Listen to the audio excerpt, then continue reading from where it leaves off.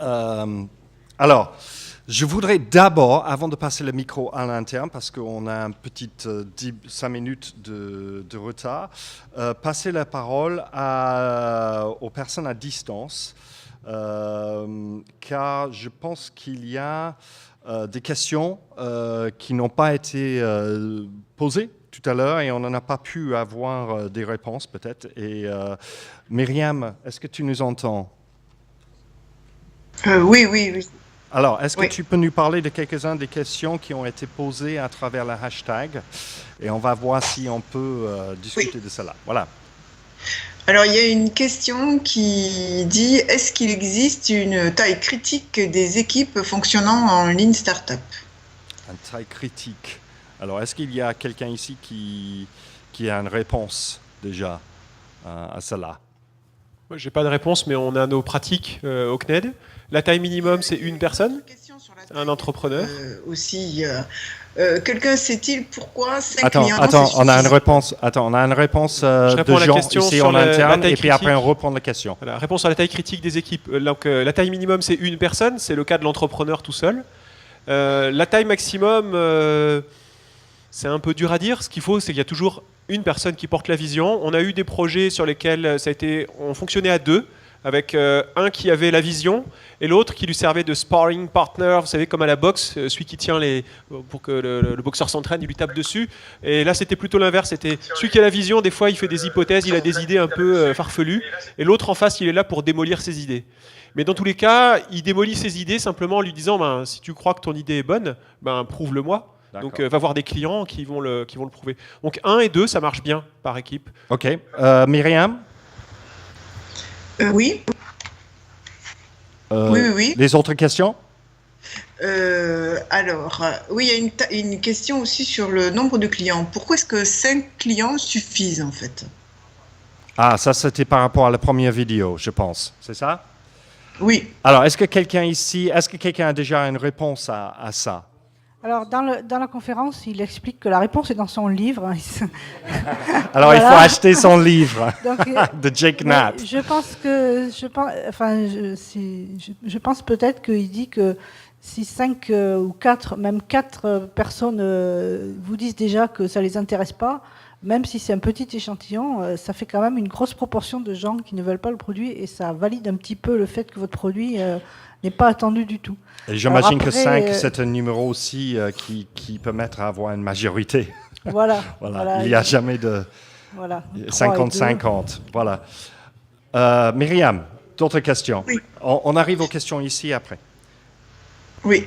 Alors, le Lean implique une remise en cause d'un système très hiérarchisé et rigide et un respect de chaque acteur de la structure pour permettre la créativité.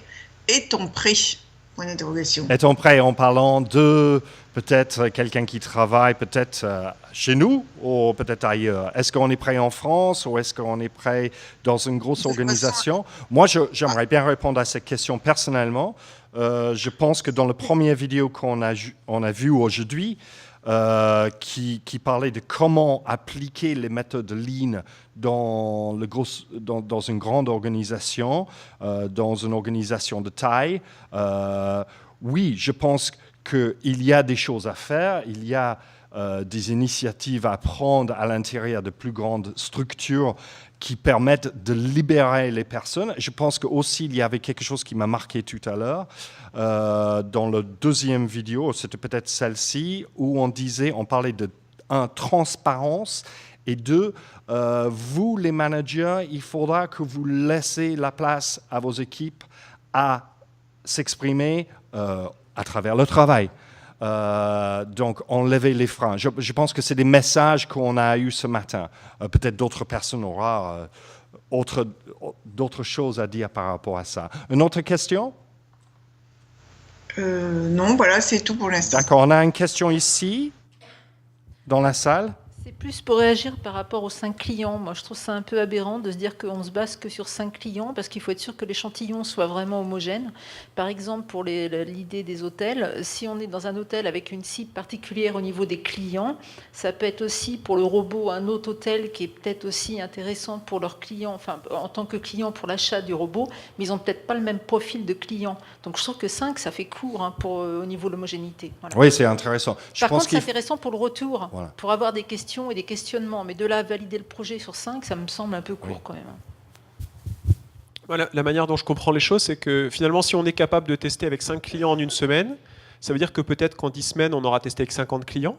Peut-être qu'en 10 semaines, on aurait pu aussi faire une étude qui porte directement sur 50 répondants, qui aurait été une grosse étude, mais il aurait fallu tout un temps pour la concevoir et on aurait eu la réponse au bout de 10 semaines.